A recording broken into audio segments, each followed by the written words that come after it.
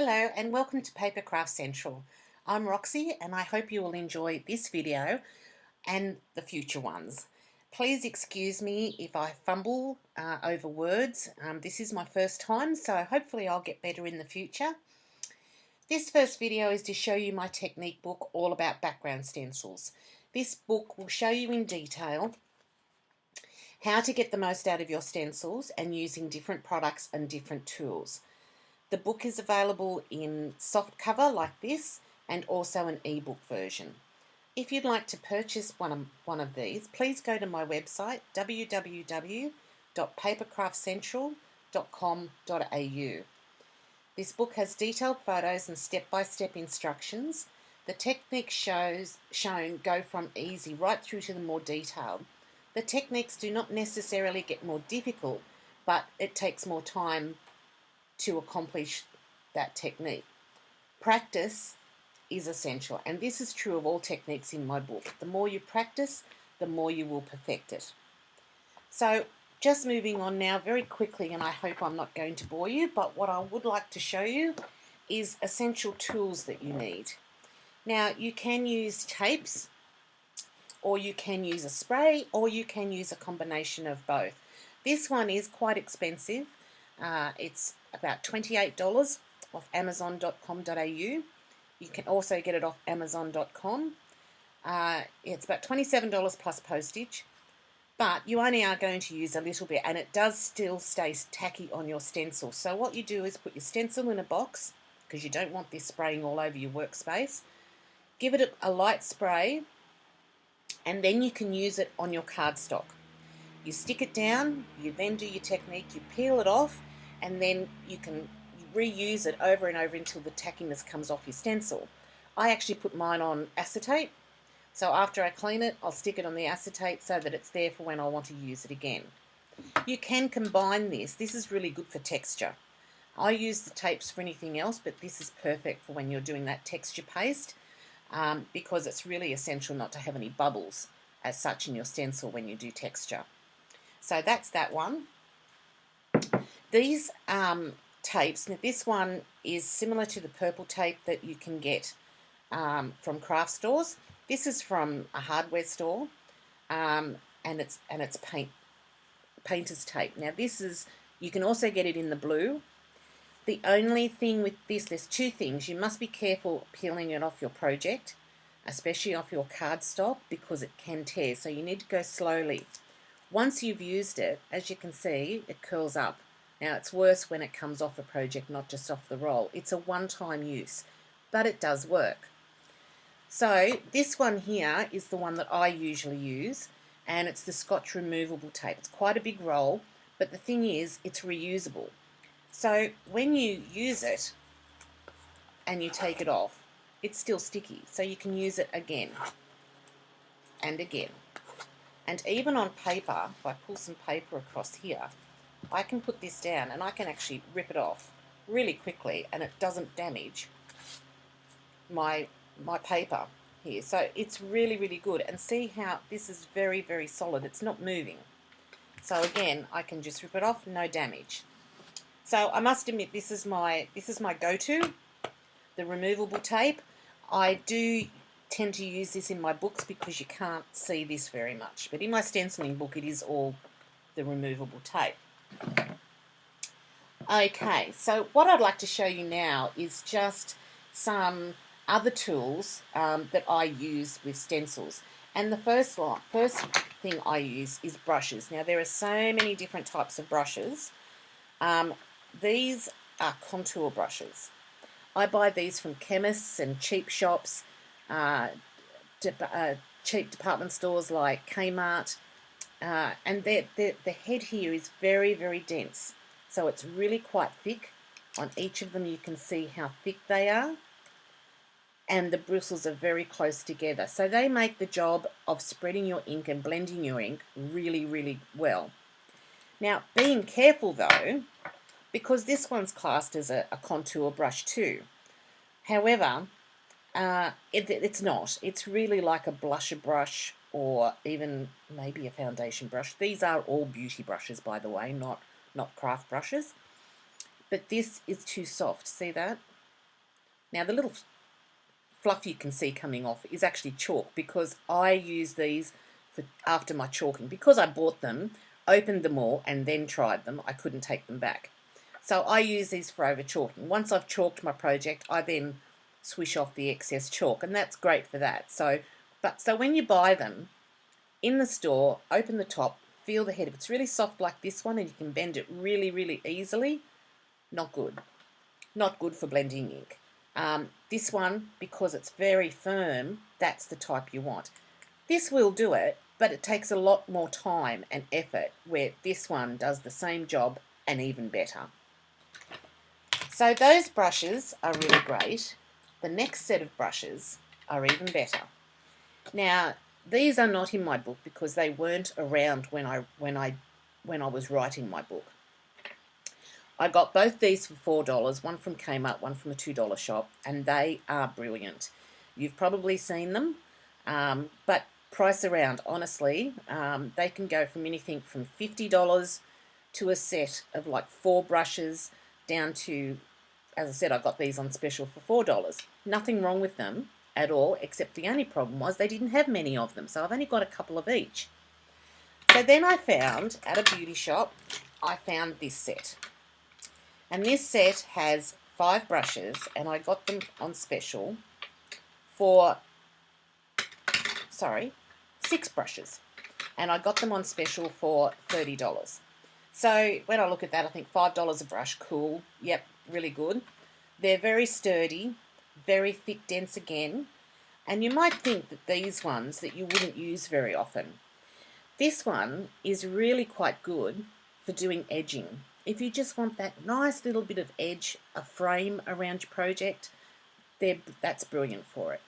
This one, you might want to do a centre of a flower where you don't want blended colours in there. Or there might be parts of a flower or parts of a stencil that you just want that particular colour and you don't want blending in it. So that's a really good one as well. So I thought this was great, getting for $30. But wait, there's more.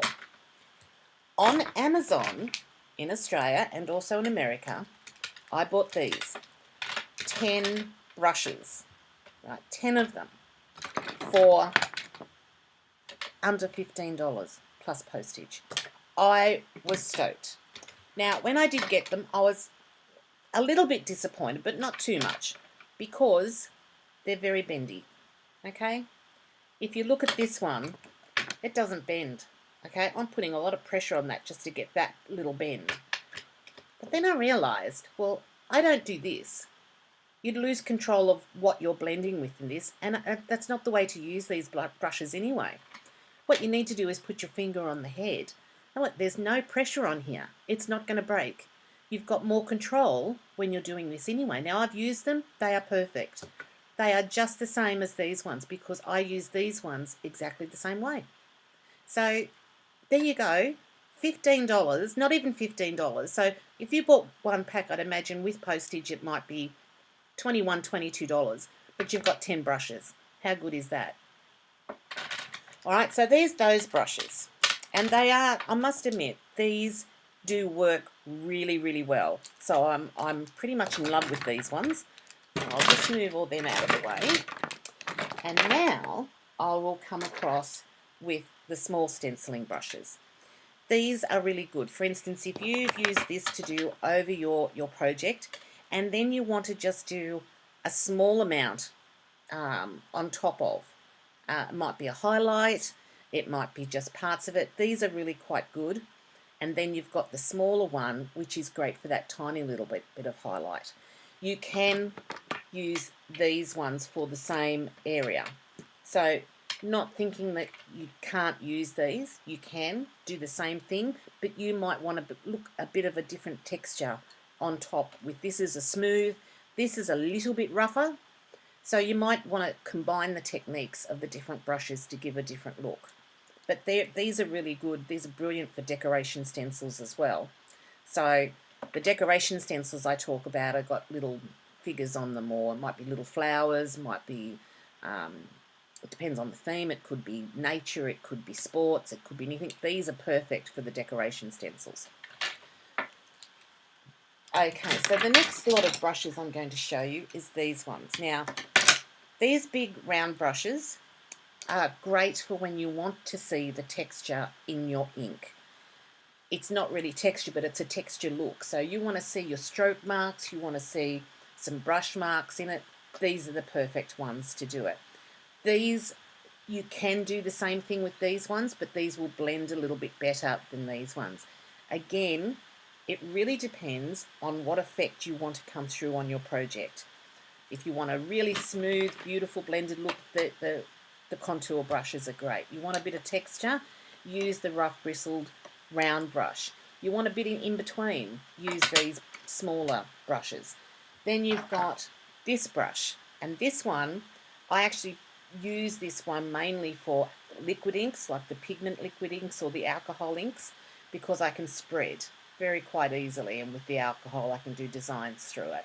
But you can use these for all types of inks as well. The last of the brushes that I use are called stippling brushes. And again, these are cheap, okay, just from the $2 shops, $3.50 for 3 of these, and I think it was about 6 of these for $2. So what you're doing with these is you're actually stippling. So you're banging down the ink, so you're having a dotty kind of effect on through your stencil. So the cheaper the better. So that's really, they're really great things. I use a lot of these brushes for most of my projects.